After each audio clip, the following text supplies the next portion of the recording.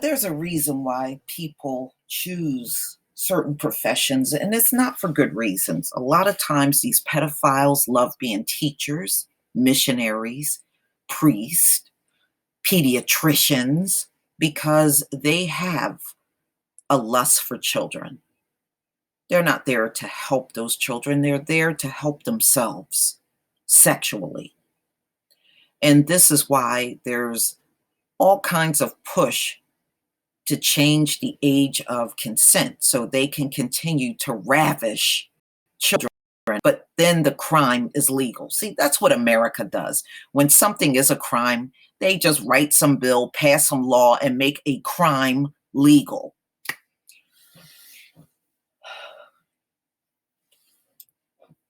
So here we go. This came out in the Los Angeles Times, March 18th, 2019. Pediatrician gets 79 years for sexually assaulting 31 children. First of all, whenever your children see a doctor, you should always be in that room with your child. I never, when my son was small and he went to see a pediatrician, I was always in that room. In fact, I'm still in the room when he went recently to see a GI specialist. I am in that room, period. I don't know. Do you think because he's some white man, you don't have to do anything? You don't have to be in the room? I don't understand. Where are the parents? And where are the parents? We need to start asking this more. Where are the parents when this is happening? A former Pennsylvania pediatrician was sentenced to at least 79 years in prison on Monday for the sexual assault of 31 children, most of them patients, in a case that state medical regulators failed to act on nearly 2 decades ago. So you knew this man was doing these kind of things over the last 2 decades and you didn't do nothing. See, that's America for you. You see how long they let this predator be out there? So really, it's the state's fault that he got a hold of 31 children when they could have shut this down 20 years ago. Dr. Johnnie Barto was sentenced on dozens of counts, including aggravated indecent assault and child endangerment. Prosecutors said he spent decades abusing boys and girls in the exam room at his practice in Western Pennsylvania and at local hospitals, with his victims typically ranging from age 8 to 12. One was an infant.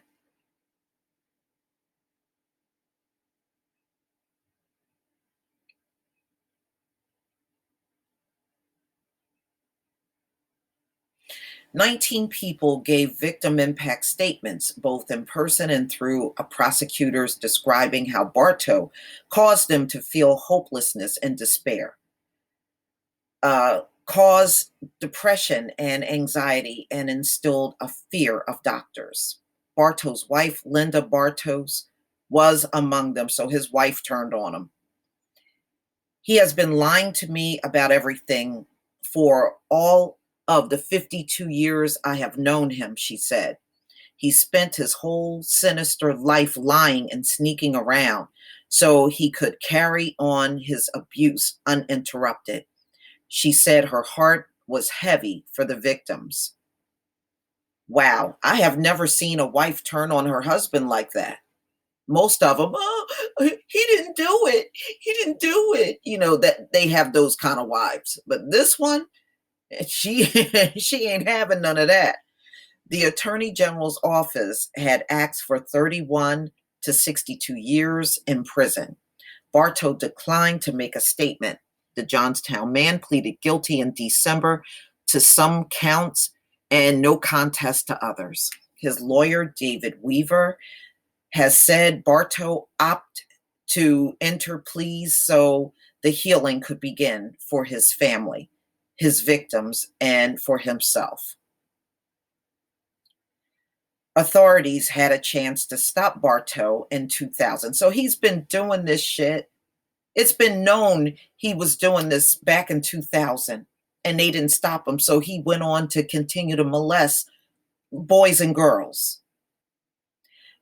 Where in this does the state have accountability? See, this is where the parents need to go after the state as well, because they had knowledge of the molestation going on and they did nothing. You know how many times I've seen this? I've seen this a lot, mainly when it's white men. If black men are sexually assaulting, they never let it go on for no 20 years. I can tell you that right now. All right, so they had a chance to stop him in 2000 when he appeared before the Pennsylvania Board of Medicine on administrative charges that he molested two young girls in the 1990s.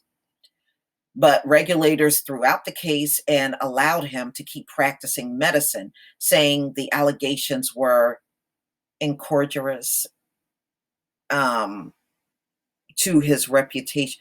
Oh my goodness. They were more worried about his reputation than taking the two young girls that came forward and reported it seriously. So the medical board was more concerned about his reputation than listening to the two girls that were sexually assaulted. These people are not fit to be in judgment of anything. The more I live, the more I see it.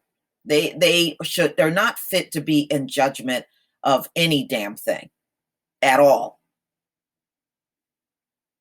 Whether it's a medical board or a regular courtroom, it doesn't matter. These folks should not be in judgment of anything. They are terrible judges of character. They are the main ones putting men in prison that ultimately are exonerated. The black man is the most exonerated man in America. They're not good judges of character at all. Very poor. At the time, the prominent pediatrician had a lot of support in the community. So nobody cared about those two girls coming forward. They backed him, the perpetrator.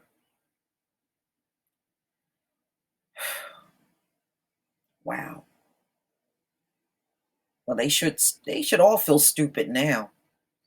Barto, now 71, went on to molest at least a dozen more young patients before his arrest in January 2018.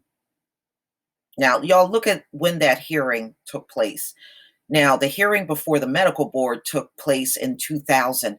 They didn't get around to arresting this man until 2018.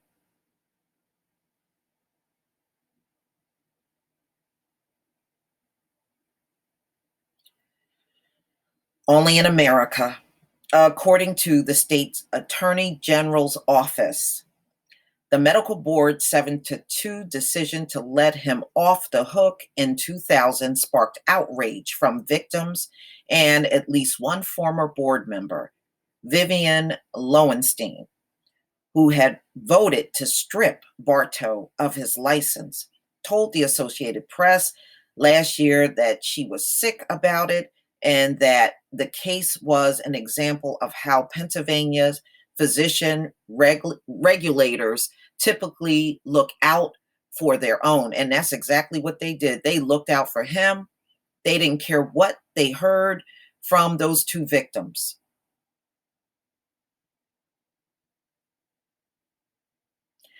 The Pennsylvania Department of State, which provides a legal and administrative support to the board and prosecutes administrative cases of doctors' misconduct, said last year that the Board of Medicine take allegations of sexual misconduct by professional licensees very seriously. No, you don't. No, you don't.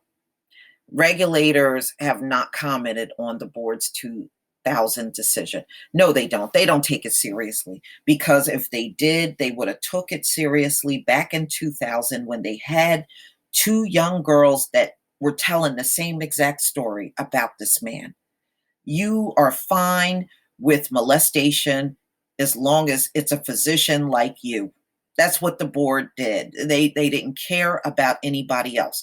Just like they said earlier in the article, they were more concerned about his reputation than what those girls were saying. This could have been quashed, but you got people that are bad judge of character. They really shouldn't be in judgment of anyone, regardless of what kind of case it is, because we have seen the nature of their judgment all throughout the centuries. And it's been bad from day one all the way up until now. Bad all the way. But please tell me what you think, ladies and gentlemen. Please leave your comment and subscribe. Don't forget to hit on the notification bell, and I'll see you on the next video. Peace, family.